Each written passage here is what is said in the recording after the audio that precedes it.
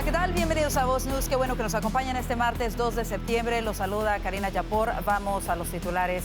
Estados Unidos continúa su ofensiva diplomática para combatir a los cárteles de la droga. Hoy el secretario de Estado inició su visita oficial a México y Ecuador. Lo discutiremos con analistas. Y una ola de violencia azotó este fin de semana a la ciudad de Chicago. Al menos 8 muertos y medio centenar de heridos fue el saldo de la violencia. Además, con un poder judicial expuesto al control político y criminal, México juramentó a los primeros jueces electos por voto popular. Esto y más en Voz News, que comienza ahora.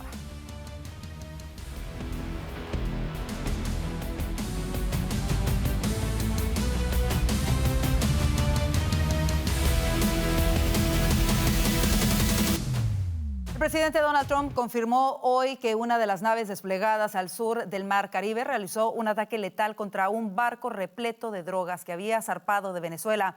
Juan Esteban Silva nos tiene el reporte completo desde la Casa Blanca. Karina, televidentes de Voz News, ¿qué tal? Mucha atención, el presidente Trump anunciando los primeros resultados de ese despliegue militar en el Mar Caribe, confirmando que el ejército de los Estados Unidos llevó a cabo, mucha atención, un ataque contra un barco cargado de drogas que había partido de Venezuela. Esta operación en el marco de esa estrategia que les hemos contado aquí en Voz News de atacar a los carteles, y eso tiene nombre propio, Cártel de los Soles con una cabeza clara, Nicolás Maduro. Esto es lo que ha dicho el presidente Donald Trump. We just, over the last few minutes, literally shot out a boat, a drug-carrying boat, a lot of drugs in that boat. And you'll be seeing that and you'll be reading about that.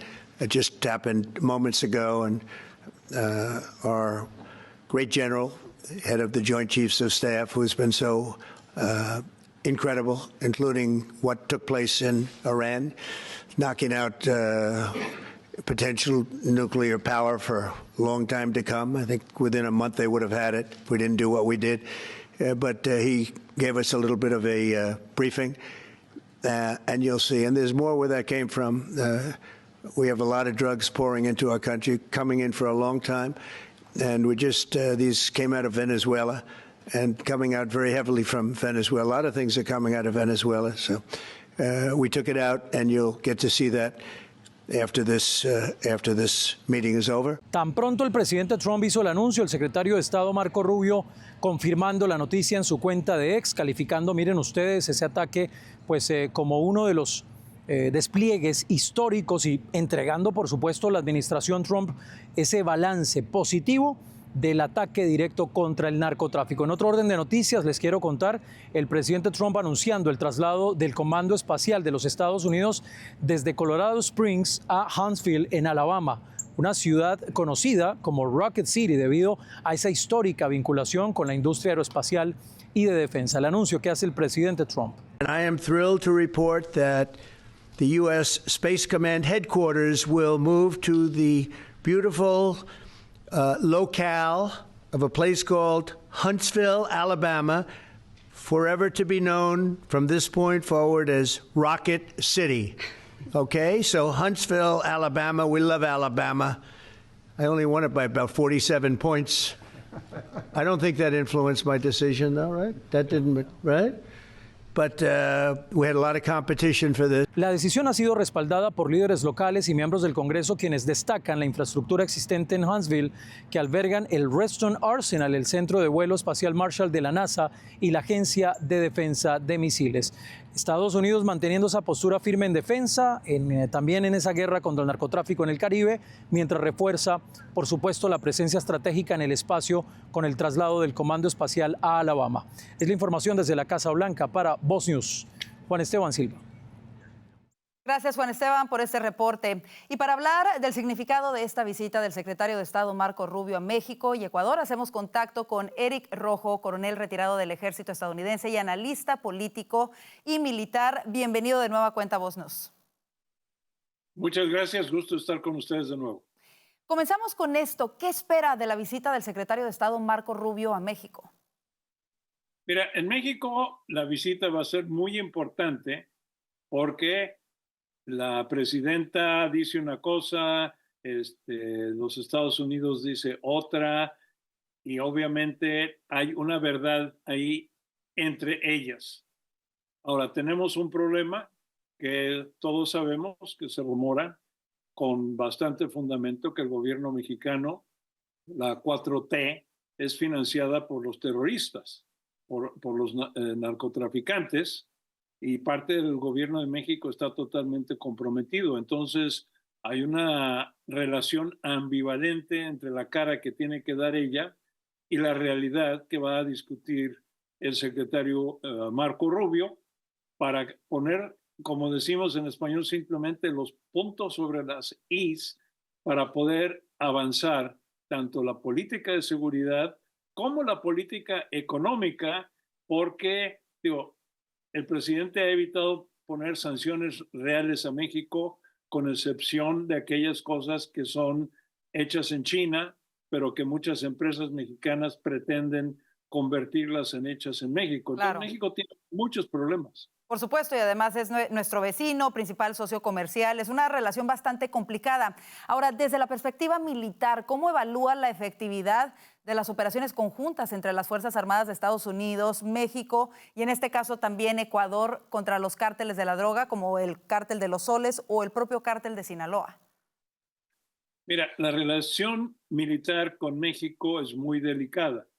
Siempre ha habido presencia militar, ha habido presencia de la DEA, de diferentes autoridades, pero siempre con un acuerdo con México. No hay intención ni interés ni hacer nada que esté fuera de la ley, a menos que alguien en México haga algo que provoque la seguridad de Estados Unidos y lleguemos al extremo de tener la necesidad, no de una invasión, pero de una intervención. Creo que ya vimos que invitados por México ha habido drones dándole la vuelta a los carteles, y yo estoy seguro que si algún dron llega a lanzar un misil o una bomba, va a ser un pilotaje conjunto de navegación de un piloto americano, pero en la ejecución hecha por un oficial mexicano, porque eso tiene que ser así. ¿Cuáles México serían? es diferente porque es un aliado donde no tenemos fronteras, pero sí es un aliado de Estados Unidos. Ahora, ¿cuáles serían los principales desafíos de operativos que enfrentan las fuerzas del orden estadounidenses y las fuerzas militares al intentar combatir el narcotráfico en México? La corrupción. El problema en México es la corrupción, porque desafortunadamente existe en todas partes, en el gobierno, en el sector privado, en algunas de las Fuerzas Armadas. Con el paso de los años, la infantería de Marina, los Marines mexicanos, han demostrado ser los más efectivos y los más libres de corrupción de todos. El ejército mexicano, aunque aún funciona, López Obrador lo convirtió en un contratista. El ejército mexicano se está ahogando en millones de dólares en contratos, construyendo aeropuertos, construyendo esto, construyendo aquello, que no es la función de un ejército, pero es una corrupción de las funciones de un gobierno. Ahora, Coronel Rojo, hablando del megadespliegue de Estados Unidos en el sur del Mar Caribe, el actual gobierno de México ha sido cercano al régimen de Maduro en Venezuela. Incluso se han pronunciado en contra de cualquier acción en contra del dictador Maduro. ¿Qué impacto cree usted que pueda tener esta postura en las relaciones bilaterales con nuestro país vecino, entre México y Estados Unidos? Bueno, volvemos que México habla de ambos lados de su boca porque, como lo dijo el embajador Johnson, México es el país más importante para Estados Unidos, pero México no lo ve así. Entonces, quiere ayudar a Maduro a que siga con su dictadura absurda. Muchas veces dijimos que, el modelo de Venezuela eventualmente va a ser el modelo de México. Pero volviendo al punto de que Maduro declaró una defensa del país, vuelvo a enfatizar, las fuerzas de Estados Unidos en el Caribe no están diseñadas ni van a invadir o atacar Venezuela, a menos que alguien en Venezuela cometa el error de atacar alguno de los barcos. Entonces va a haber una respuesta. Pero esto le da a Maduro la oportunidad de sentirse grande, de decir, estoy desafiando al gran poder de los Estados Unidos, no me vas a hacer nada, porque él sabe que no le vamos a hacer nada. Pues vamos a estar, por supuesto, muy atentos a lo que suceda. Este gran despliegue de Estados Unidos en el sur del Mar Caribe ha acaparado los titulares y lo sigue acaparando, por supuesto. Hoy ya precisamente hubo disparos en contra de un barco que traía droga desde Venezuela. Así que vamos a ver cuál es la reacción de las fuerzas estadounidenses precisamente en el Mar Caribe. Queremos agradecerle muchísimo el haber estado con nosotros para hablar de esta visita del secretario de Estado, la cual seguiremos cubriendo. Gracias, coronel Rojo, por estar con nosotros el día de hoy. Un gusto como siempre. Hasta pronto. Y queremos recordarle que si le gusta nuestro contenido, vaya ahora mismo a nuestro canal de YouTube. Nos encuentra como @VozMedia. Suscríbase, active las notificaciones para que no se pierda todo el contenido conservador en español que tenemos para usted. En más información, el juez federal Charles Breyer, nominado por el expresidente Clinton, dictaminó que el presidente Donald Trump actuó ilegalmente al federalizar la Guardia Nacional y desplegar Marines para contener los disturbios en California relacionados con protestas en contra de ICE. La medida tomada en junio buscaba reforzar la seguridad y apoyar los operativos migratorios ante la creciente resistencia de autoridades estatales como el gobernador demócrata Gavin Newsom. Breyer cuestionó los límites del poder presidencial en el uso de Fuerzas Armadas, ignorando el contexto de desorden público y amenazas a la seguridad nacional. Aunque la mayoría de los 4,000 efectivos ya han sido desmovilizados, el juez consideró que la presencia de 300 soldados aún constituía una violación a la ley Posse Comitatus. Para algunos conservadores, esta decisión representa una judicialización excesiva de las acciones ejecutivas legítimas tomadas en defensa del orden y la soberanía nacional. Tras un violento fin de semana en Chicago, el presidente Trump ha vuelto a manifestarse. El primer mandatario asegura que esa ciudad necesita ayuda urgente y que su gobierno se encargará del asunto. Vanessa Vallejo nos cuenta los detalles de esta discusión entre los demócratas de Chicago y el presidente en medio de esta crisis de seguridad. Vanessa. Este fin de semana del Labor Day dejó en Chicago la lamentable cifra de 54 personas heridas por arma de fuego. Y esto ocurre mientras se da una discusión entre los demócratas que gobiernan la ciudad y el presidente Donald Trump acerca de cómo enfrentar esta crisis de crimen que afecta no solo a Chicago, sino en general al estado de Illinois. El presidente ha manifestado su intención de enviar a la Guardia Nacional a Chicago, pero los demócratas que gobiernan la ciudad han dicho que no lo permitirán. Esta mañana el presidente posteó lo siguiente en Truth. Al menos 54 personas recibieron disparos en Chicago durante el fin de semana. 8 personas murieron. Los 2 últimos fines de semana fueron similares. Chicago es, por mucho, la peor y más peligrosa ciudad del mundo. Pritzker necesita ayuda urgentemente, pero aún no lo sabe resolver el problema de la delincuencia rápidamente como lo hizo en Washington, D.C. Y mientras tanto, el sábado, el alcalde de Chicago, Brandon Johnson, firmó una orden ejecutiva que prohíbe a la policía colaborar con sus homólogos federales. En una conferencia de prensa con otros líderes de la ciudad, Johnson dijo lo siguiente: esta orden ejecutiva deja en claro de forma enfática que este presidente no va a venir a poner a nuestra policía bajo su mando. La orden del alcalde afirma que los agentes de policía de Chicago continuarán haciendo cumplir las leyes estatales y locales, pero no colaborarán con la Guardia Nacional ni con los agentes federales en patrullajes, arrestos, control de inmigración ni otras acciones policiales. Entre otras declaraciones bastante fuertes, este fin de semana vimos también al alcalde Johnson llamando a los ciudadanos a, abro comillas, resistir y defender la ciudad contra la Guardia Nacional. Veamos parte de esas declaraciones. Are you prepared to defend this land that was built by slaves, a land that was built by indigenous people, a land that is built by workers? Are you prepared to defend this land? The people united will always prevail. I need you all to stand firm, to stand strong. Pues el presidente Trump no tiene autoridad para enviar unilateralmente a la Guardia Nacional a Illinois, salvo en circunstancias muy limitadas y que impliquen una crisis. Por su parte, pues los demócratas que gobiernan en general el estado se niegan a colaborar y aceptar la ayuda del presidente Donald Trump. Mientras tanto, la gente en Chicago tiene que soportar episodios de violencia como los ocurridos este fin de semana, que dejaron decenas de heridos en Chicago. Gracias, Vanessa.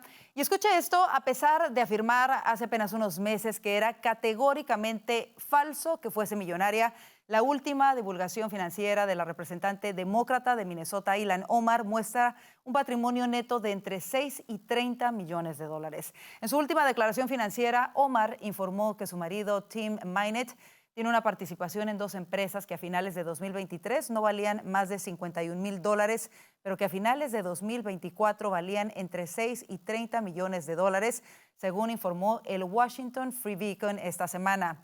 Las cifras de las últimas revelaciones de Omar muestran que su patrimonio neto y el de su marido se habrían disparado al menos en un 3.500% en tan solo un año. Sin embargo, la representante lo niega y asegura que es una manipulación de la extrema derecha. Y con un enfoque en el orden, la responsabilidad y el fortalecimiento de los valores tradicionales, entran en vigor nuevas leyes estatales en Texas que marcan un giro significativo en educación, salud y políticas públicas. A partir de este mes se prohíbe el uso de teléfonos celulares en aulas de primaria y secundaria, buscando recuperar la atención y disciplina en la clase. Además, los estudiantes deberán completar un curso de educación financiera, preparando así a las nuevas generaciones para enfrentar el mundo real con herramientas prácticas. Los padres también tendrán mayor control sobre el contenido de las bibliotecas escolares. En materia de salud, se prohíben tratamientos hormonales y cirugías de cambio de género para menores de edad, priorizando la protección de los jóvenes. Se exige un nuevo etiquetado en alimentos con aditivos y se endurecen las penas contra agresores de funcionarios públicos. Finalmente, se eliminan las políticas de diversidad, equidad e inclusión, DEI, en escuelas y contrataciones, reafirmando un enfoque neutral basado en el mérito. Y por otra parte, otra nueva ley que entró en vigor en Texas es la que prohíbe que ciertas personas y países compren terrenos en el estado de la Estrella Solitaria.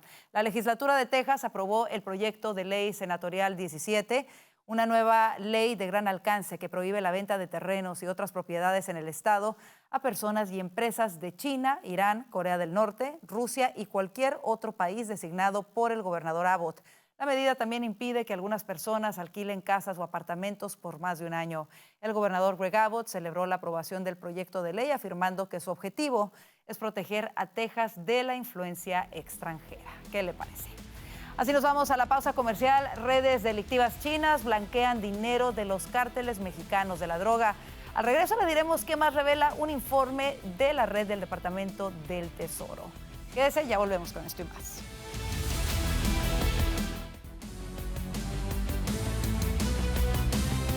Redes criminales chinas están blanqueando miles de millones de dólares en efectivo de los cárteles de la droga a través del sistema financiero estadounidense, según un nuevo informe del Departamento del Tesoro. La red de control de delitos financieros del Departamento del Tesoro dijo que los bancos marcaron alrededor de 312 mil millones de dólares en transacciones de presuntas redes chinas de lavado de dinero entre enero de 2020 a diciembre de 2024. Las redes de lavado de dinero vinculadas a titulares de pasaportes de la República Popular China permiten a los cárteles envenenar a los estadounidenses con fentanilo, traficar con seres humanos y sembrar el caos en las comunidades de nuestro gran país, declaró John Hurley, subsecretario de Inteligencia Financiera y Terrorismo. Las redes también utilizan estudiantes chinos que estudian en Estados Unidos para facilitar algunas de sus actividades.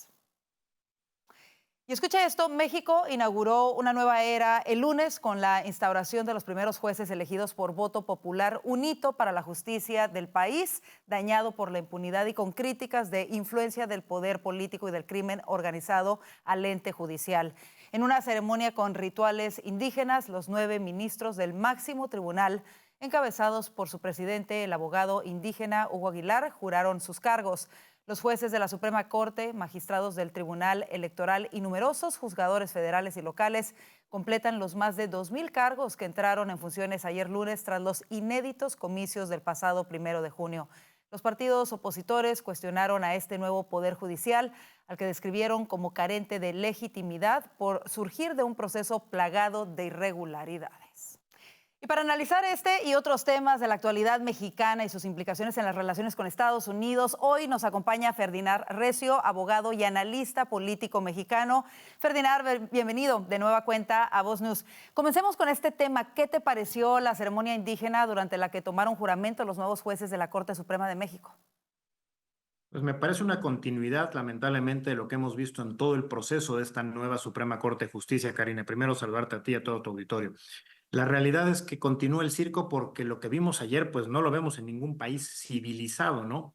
Del occidente, esta toma de mando, el bastón que le comparten las comunidades indígenas a un ministro de la Corte, discursos que parecieran ser más al servicio de quien hoy ostenta el poder en el Estado mexicano que a un estado de legalidad. Hay que recordar que la Suprema Corte de Justicia busca cuidar el Estado de Derecho, no los intereses del Estado, ¿no?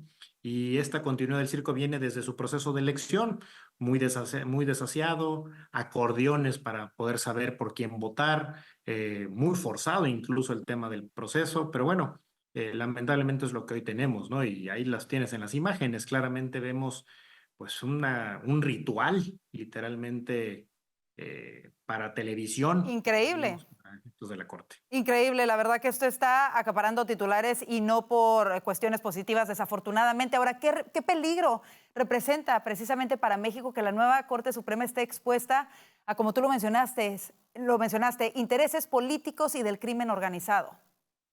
Pues mira, lamentablemente el riesgo está desde que sucedió la elección, se interpusieron muchísimos recursos, se ha llegado incluso a algunos organismos internacionales por ciertas organizaciones de la sociedad civil que dieron puntual seguimiento a lo que se vivió en el proceso electoral de la Suprema Corte. Por desgracia, y tú lo sabes muy bien, en países donde la democracia no es muy democrática, pues realmente lo que sucede es que se impone el interés general del Estado y se le informa a la ciudadanía lo que se quiere escuchar, ¿no? Entonces, lamentablemente, repito, el riesgo está vigente ya desde hace algunos meses. Está comprobado que hay distintos jueces que fueron electos, magistrados que fueron electos, que tienen relación con el crimen organizado.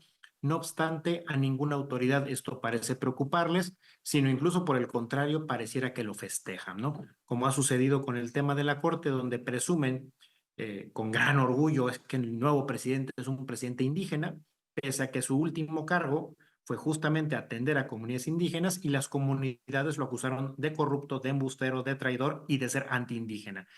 Es decir, estamos en el mundo al revés en estos momentos, Karina. Terrible, Ferdinand. Ahora, justo mencionaste el crimen organizado. Esa es una de las prioridades en la agenda del presidente Donald Trump y su administración. Hoy llegó a México el secretario de Estado Marco Rubio.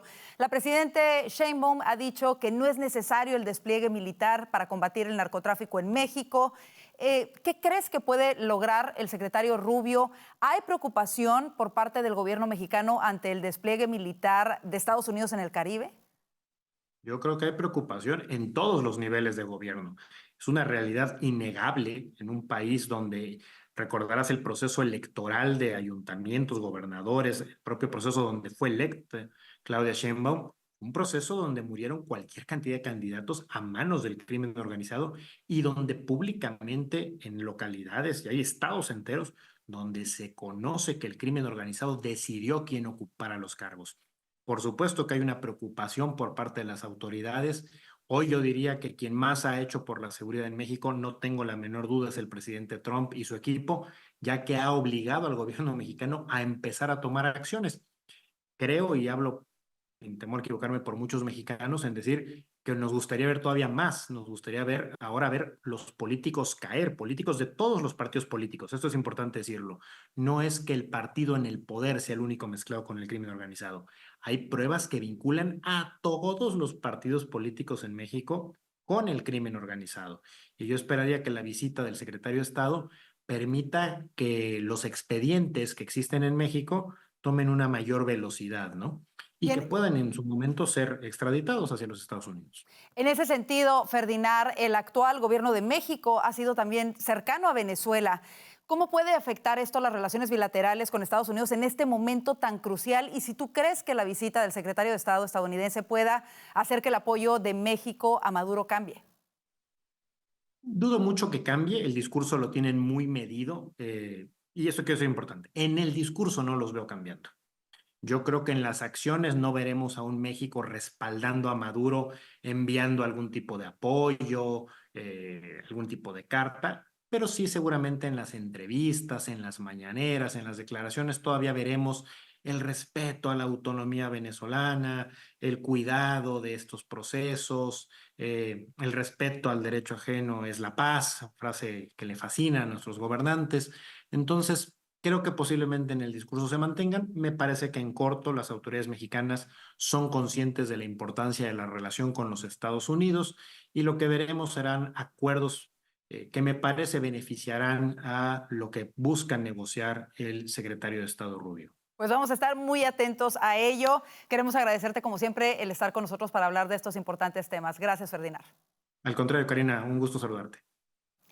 Y siguiendo con información de México, en menos de 24 horas se registraron 3 ataques armados en distintos hospitales ubicados en Culiacán, Sinaloa, que han dejado como saldo al menos 5 personas muertas y 3 lesionadas. Los ataques iniciaron la noche del viernes pasado en el Hospital Civil de la capital sinaloense, donde sujetos armados arribaron a las instalaciones y abrieron fuego contra las personas que se encontraban fuera del área de urgencias.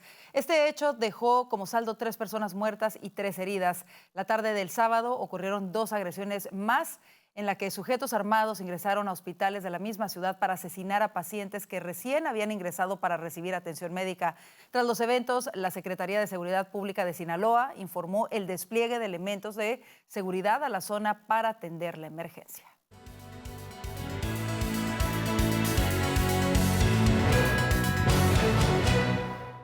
En materia internacional, un nuevo terremoto de magnitud 5.2 sacudió el este de Afganistán el martes en una región que aún lucha con las secuelas del poderoso sismo del pasado fin de semana que dejó más de 1.400 muertos y al menos 3.000 heridos. El epicentro de este nuevo temblor estuvo cerca de donde se registró el terremoto de magnitud 6 el domingo pasado que devastó áreas remotas en provincias montañosas cerca de la frontera con Pakistán.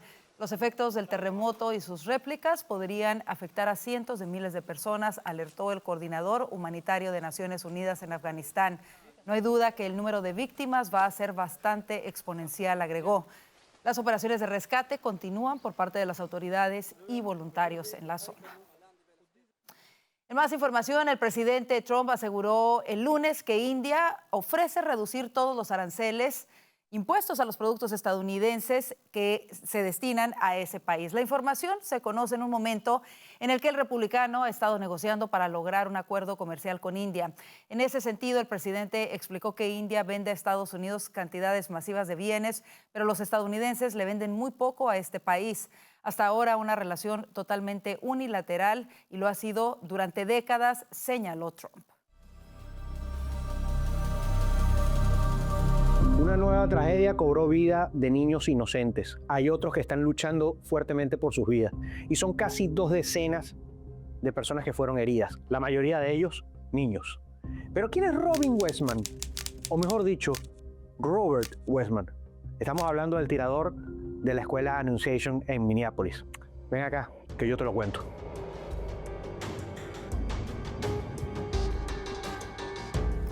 No se pierda al terminar Voz News este episodio de La Voz de Raymond Azar con todos los detalles de este tiroteo terrible ocurrido la semana pasada. Mientras tanto, nos vamos a la pausa comercial. Quédese, ya vienen nuestros analistas para hablar de los temas que hacen titulares hoy.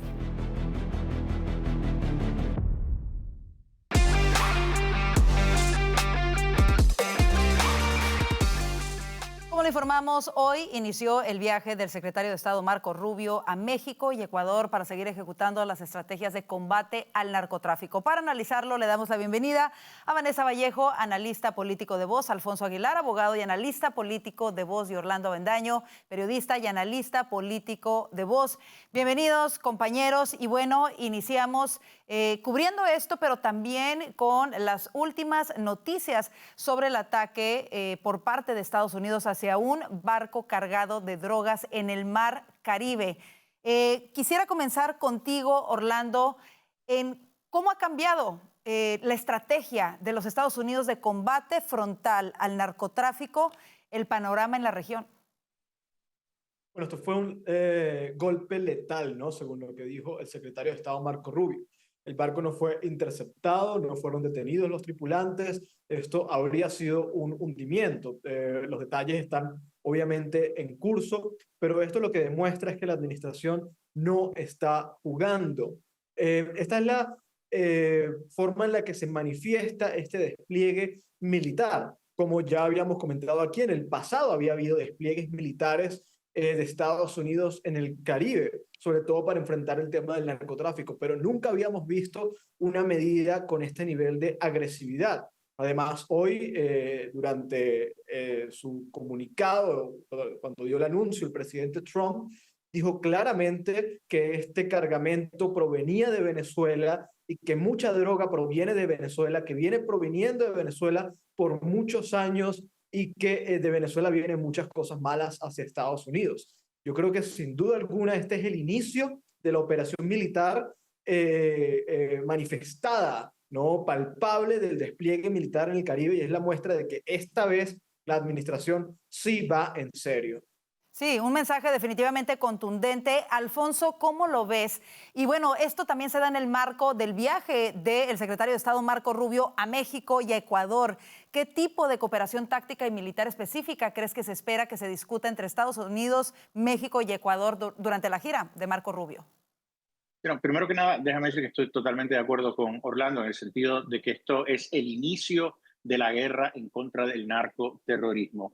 En el pasado, una embarcación naval, que las hemos tenido en el pasado operando en aguas internacionales, interceptan este tipo de embarcaciones, abordan las embarcaciones, incautan la droga. En este caso, no, en este caso hundieron el barco, o sea, y sabían que contenía drogas. Obviamente han identificado estos grupos como grupos terroristas, eso cambia la dinámica, lo convierte en una guerra. O sea que ya no hay interdicción. Si saben que es un barco manejado por un grupo terrorista dedicado al narcotráfico, va a ser hundido. Hay que ver si eran aguas internacionales o estaban ya en aguas de Venezuela. Hay que ver la bandera del barco, ¿verdad? O sea que todavía necesitamos más información, también necesitamos reacción del gobierno de Venezuela, pero yo creo que es un mensaje claro al gobierno de Venezuela de que aquí Estados Unidos lo que está tomando en consideración son sus propios intereses,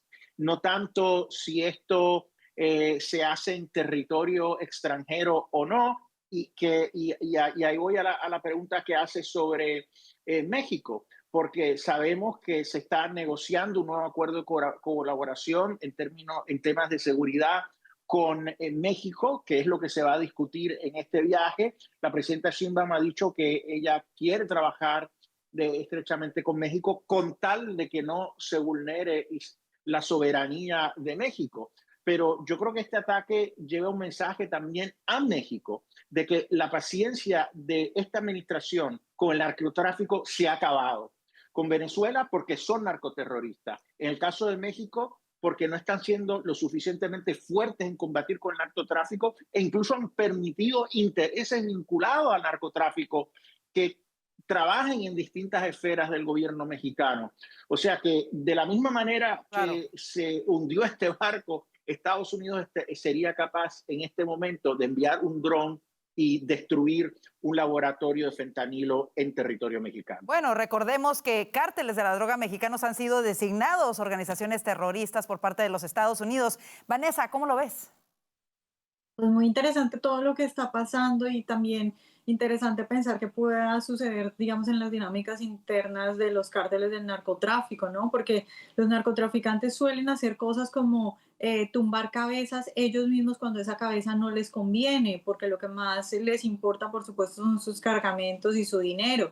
Y más allá, digamos, de la emoción que puedan tener muchos venezolanos y esa esperanza de que Estados Unidos haga algo, también es interesante pensar este escenario que se está planteando ahora, en el que en tanto que Maduro es reconocido oficialmente por el gobierno del presidente Trump como la cabeza del cartel de los soles y es un enemigo, digamos, público por el cual incluso se ofrece dinero, Yo diría que para los carteles no es conveniente tener a Maduro como su cabeza, ¿no? Y yo creo que es posible, entonces ahorita se abre la puerta de presión incluso interna para sacarlo, en la medida en que esto, pues, efectivamente implica el inicio de una guerra contra el narcotráfico. Y otra cosa también muy interesante que estoy viendo en estos primeros minutos después de esta noticia es a muchos personajes MAGA aplaudiendo esta acción porque la ven efectivamente como una guerra contra el narcotráfico para asegurar la vida de los americanos. Y ese, pues, definitivamente es un gran triunfo tanto del secretario de Estado como del presidente Trump de ganarse al mundo MAGA para poder sacar adelante este tipo de acciones que de pronto en otro contexto algunos hubieran rechazado.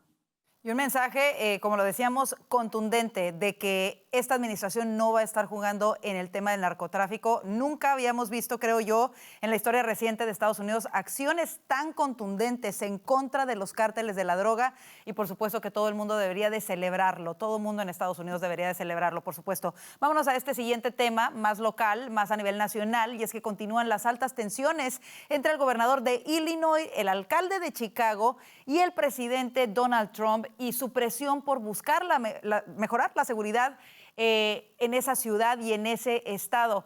Vanessa, comienzo aquí de nueva cuenta contigo. El alcalde de Chicago firmó una orden ejecutiva para que las autoridades locales no colaboren con ICE. Además, en su discurso público, le preguntó a los ciudadanos si estaban dispuestos a defender una ciudad construida por esclavos estadounidenses. ¿Es esto una declaración de guerra al presidente Trump? Sí, yo creo que efectivamente es irse con todo, incluso ya incitando a la gente en Chicago a que si el presidente hace algo relacionado con enviar a la Guardia Nacional, pues la gente reaccione, lo cual es bastante triste porque sería decirle a la gente que está sufriendo el crimen, que está sufriendo todo este tipo de delitos que vive Chicago y en general el estado, que se vaya en contra de quienes los pueden ayudar, en contra de agentes de la Guardia Nacional, lo cual sería efectivamente muy triste. Y de nuevo lo que estamos viendo es bien complicado, bien complicado y en materia de análisis político muy interesante, porque es una especie de la politización del crimen, es decir, el combate contra el crimen no debería ser algo de partidos políticos, todos los partidos políticos deberían estar a favor, o todos digamos, los dos lados del pasillo deberían estar a favor de combatir el crimen. Esto debería solucionarse tan fácil como pongámonos de acuerdo con el presidente, la Guardia puede venir y ayudar, pero como es Trump, a los demócratas no les importa que su propia gente esté sufriendo y deciden pues empezar una batalla contra el presidente. Claro, ahora en ese sentido, Orlando, justo mediáticamente las autoridades demócratas están tachando al presidente Trump de dictador en lugar de cooperar con él para regresar la seguridad a las calles de tanto de Chicago como de todo el estado de Illinois. ¿No tiene razón en realidad el presidente en querer, no está del lado de los ciudadanos el presidente en querer que regrese la seguridad? ¿Y por qué insisten los demócratas en oponerse a ello? Absolutamente. Mira, este fin de semana hubo una cantidad absurda de asesinatos y hurtos en Chicago.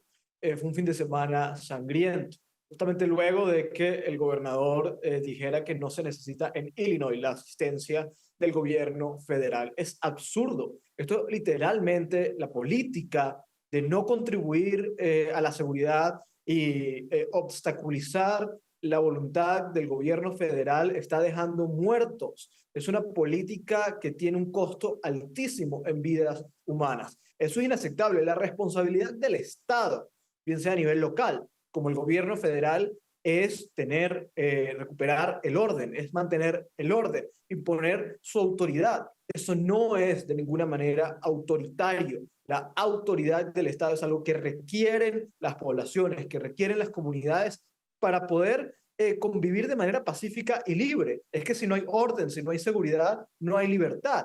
No hay nada más autoritario que permitir el surgimiento del caos y la falta de Estado de Derecho y la impunidad, que es precisamente lo que está ocurriendo en la alcaldía de Chicago y en todo el estado de Illinois. Esto es inaceptable. Yo creo que es un deber moral, es un deber político que el gobierno federal atienda a esta comunidad, incluso en contra de la voluntad de las autoridades locales que en este caso están irrespetando a los electores. Ahora, aquí hay algo sumamente preocupante y es que no solamente es el estado de Illinois, nos vamos al caso de California, en donde también se da un fallo en contra del presidente Trump y sus acciones para tratar de regresar el orden a la ciudad de Los Ángeles durante las manifestaciones violentas en contra de ICE. Fue justo este juez federal, Charles Breyer, nominado, por cierto, por el expresidente Clinton, que dictaminó que el presidente Trump actuó ilegalmente al enviar a la Guardia Nacional y desplegar a los Marines para contener estos disturbios. ¿A qué se está enfrentando la administración, Alfonso? Y si realmente tiene razón el fallo de este juez federal, ¿cómo lo ves? Bueno, yo creo que el juez se equivocó. Mira, es que hay una tradición, y más que una tradición, hay una ley, la ley llamada Posse Comitatus de hace 150 años, que lo que dice es que las Fuerzas Armadas de Estados Unidos no pueden entrar a hacer trabajo de las autoridades civiles. Y refleja la tradición en Estados Unidos de limitar el rol de las Fuerzas Armadas a conflictos en el extranjero, no utilizar las Fuerzas Armadas para hacer cumplir la ley en el interior del país. Claro, Posse Comitatus tiene excepciones. La excepción es cuando hay una emergencia, cuando hay una insubordinación, cuando hay violencia fuera de control. Bueno, yo diría que lo que estaba pasando en California y lo que está pasando en Chicago y en Washington, D.C., lo que estaba pasando realmente cae bajo esa excepción. La pregunta es, ¿quién hace esa determinación? ¿Los tribunales o el Ejecutivo? Pues va a tener que ser el Ejecutivo. La ley le da al Ejecutivo esa determinación. Puede haber diferencias de opinión, pero no son los tribunales que determinan eso.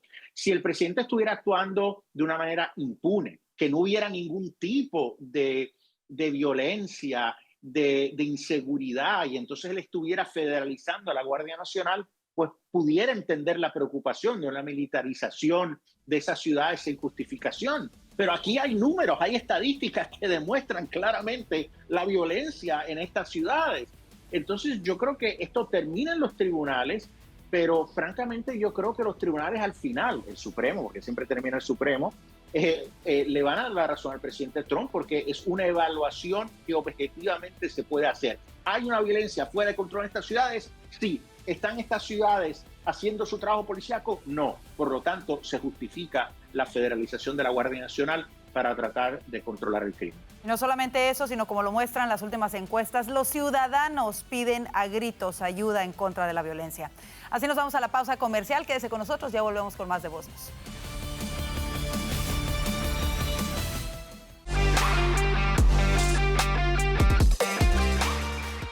Qué bueno que sigue con nosotros. El Congreso regresó hoy de sus vacaciones con un objetivo a muy corto plazo: lograr un acuerdo bipartidista para evitar el cierre del gobierno federal el 1 de octubre. Regresamos con nuestros analistas para hablar de ello. Y es que, Alfonso, con este clima intenso entre ambos partidos, ¿crees que sea difícil lograr un acuerdo entre demócratas y republicanos antes de la fecha límite?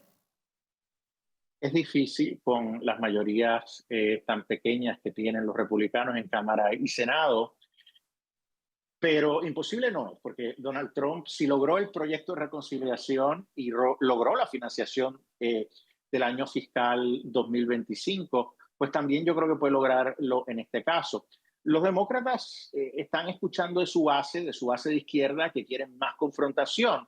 El problema que tienen es uno político, porque si los demócratas provocan una cierre de gobierno, no quieren colaborar con el liderazgo republicano en aprobar un proyecto de gastos, los van a responsabilizar a ellos, porque históricamente eso es lo que sucede. El partido que provoca el cierre es a quien responsabiliza el pueblo. O sea que los demócratas están en una situación muy, muy difícil. Es muy posible que se apruebe algún tipo de resolución concurrente temporera, corta, para negociar un paquete más grande. Yo dudo que se vayan a aprobar por Cámara y Senado los 12 proyectos de asignaciones que bajo un orden regular que no se sigue por mucho tiempo se deberían aprobar. La Cámara ha aprobado solo 2 de los 12, el Senado 3. Entonces yo creo que al final quizás terminaremos con un megaproyecto de gastos tipo ómnibus, pero yo creo que los demócratas no sé si les conviene cerrar el gobierno Yo sé que la base de izquierda quiere eso, pero al final yo creo que serían los demócratas que quedarían mal. Eso ciertamente es una de las prioridades, pero también quedan las nominaciones de los funcionarios que el presidente ha nominado a distintas agencias. Los demócratas en el Senado se rehúsan a aprobar, a confirmar estas personas de una manera expedita, como es lo usual. Están exigiendo un voto, un roll call vote por lista, lo que alarga muchísimo el proceso y es algo insólito. Es la primera vez en la historia que se hace algo así. O sea que continuará presionándose en ese tema. Ya veremos esta semana si el liderazgo en el Senado decide hacer cambios a las reglas para poder procesar más rápido estas confirmaciones. Ahora, otro de los temas muy mediáticos también que está sobre la mesa es el asunto sobre la iniciativa bipartidista para publicar los archivos relacionados con el caso de Jeffrey Epstein. Vanessa, ¿cómo podrán los republicanos manejar este tema? Bueno, yo creo que tanto en la Cámara como en el Senado hemos visto no solo a los republicanos, sino también a los demócratas con muchas ganas de que pase algo al respecto, con muchas ganas de que haya audiencias. Entonces supongo que se avanzará en ese tipo de cosas y yo creo que, pero en general yo creo que digamos el tema de Epstein ya bajó un poco y creo que efectivamente el asunto se va digamos a concentrar en el tema de la financiación del gobierno, en evitar el cierre del gobierno. Y también particularmente algo muy interesante es qué va a hacer Chuck Schumer, porque recordemos que la vez pasada cuando él decide que quiere evitar el cierre del gobierno, porque eso perjudica a la gente, tuvo un ataque muy fuerte por parte de sus copartidarios, particularmente los de la Cámara de Representantes. Chuck Schumer tiene números históricos de desaprobación. Entonces yo creo que sí, efectivamente es un momento muy difícil para el Partido Demócrata sobre qué hacer y también va a ser una batalla bien interesante de ver ahí quién gana, si los más extremos o si Schumer se atreve otra vez a ser moderado y cómo le va con eso. Claro, ahora en ese sentido, Orlando, en la bancada republicana, tanto en la Cámara como en el Senado, ¿crees que hay unidad? ¿Cuál va a ser el papel del presidente Trump para lograr precisamente que se avance esto? ¿Y qué crees que va a pasar en la bancada demócrata, como lo señalaba Vanessa? ¿Ganarán los más progresistas o los más moderados? Mire, yo creo que sí, ¿no? El Partido Republicano ha demostrado cierta cohesión con los sospechosos habituales tratando de sabotear la agenda del presidente Trump, pero de resto, estamos hablando de un par de congresistas, Massey, etcétera. De resto, yo creo que el Partido Republicano se va a unir en torno a la voluntad de avanzar los proyectos de ley y el financiamiento del gobierno para evitar el cierre. Eso es lo primordial. Y por el otro lado, mira, el Partido Demócrata es un desastre. Yo creo que efectivamente el ala progresista, el ala extremista, cada vez cobra más fuerza y tiene más determinación dentro del Partido Demócrata. El Partido Demócrata cada vez está tratando de responderle a una base más radical, por lo que sí va a ser un problema dentro del Congreso para tratar de avanzar los proyectos. Pero por ahora yo creo que el Partido Republicano pudiera estar un poco tranquilo. Pues vamos a ver qué sucede. Realmente les queda, no sé, 30 días por ahí, menos, ya estamos a 2 de septiembre, pocos días para lograr este acuerdo. Vamos al siguiente tema rápidamente, que es no menos importante, y es que un juez federal ordenó la suspensión de emergencia de un plan del gobierno de Trump para enviar a más de 600 menores de edad guatemaltecos no acompañados de regreso a su país de origen. Alfonso, estos niños iban a ser regresados a su país natal en virtud de un acuerdo firmado entre Estados Unidos y Guatemala. ¿Por qué insisten grupos proinmigrantes y los demócratas en evitar su repatriación? Bueno, y es importante que utilices ese término repatriación. Esto no es una deportación, una remoción de estos niños. Esto es un acuerdo, es la primera vez que se firma este tipo de acuerdo y sabemos que se trata de reunificación familiar. Lo que me llama la atención, porque los demócratas por décadas, las pasadas 2 décadas, cada vez que han hablado de un proyecto de legalización, hablan de reunificación familiar. Pues de eso se trata en este caso. Son menores de edad, 600 niños, que regresarían a través de este acuerdo con el gobierno de Guatemala y cuyos padres o guardianes, las personas adultos encargados de ellos en Guatemala, quieren que regresen Y esta decisión de la juez no, es una forma de secuestro. El gobierno federal no puede decir, no, estos niños son inmigrantes, son ilegales, se quedan aquí, porque no queremos que regresen con sus familias. O sea, esto es insólito. O sea, a nombre de la ideología y del activismo son capaces de ir en contra de los mejores intereses de los padres y los encargados de estos menores de edad. Es algo insólito. Esta juez, pues yo creo que definitivamente va a ser revocada. Es curioso porque dice, no, porque la administración los está tratando de deportar tarde en la noche. No importa, o sea, lo importante es que regresen con sus padres, que regresen con sus encargados. Es realmente increíble la decisión de esta juez, pero vemos el nivel de activismo, cómo se ha metido en la propia judicatura, es algo increíble. Y como tú lo dices, no es una deportación, sino un proceso de repatriación, que además es un proceso diferente. Orlando, ¿por qué crees que los demócratas insisten en el tema migratorio cuando fue una de las causas de su derrota en las pasadas elecciones? Absolutamente, y fue la causa al mismo tiempo del triunfo de Donald Trump en gran parte. Si Biden hubiera tenido una política migratoria absolutamente caótica e irresponsable, no sabíamos si Trump hubiera obtenido la presidencia. Yo creo que están tratando, un poco como han hecho contra los republicanos tradicionalmente, de apelar al lado humano y que eso les ayude de alguna manera a ganar simpatías y apoyos, ¿no? Le están apostando a que efectivamente el proceso migratorio, el proceso de deportaciones, o en este caso repatriación, genere imágenes dolorosas, genere imágenes que pudiera provocar indignación en la opinión pública y un poco anclarse en eso para afectar a la administración Trump.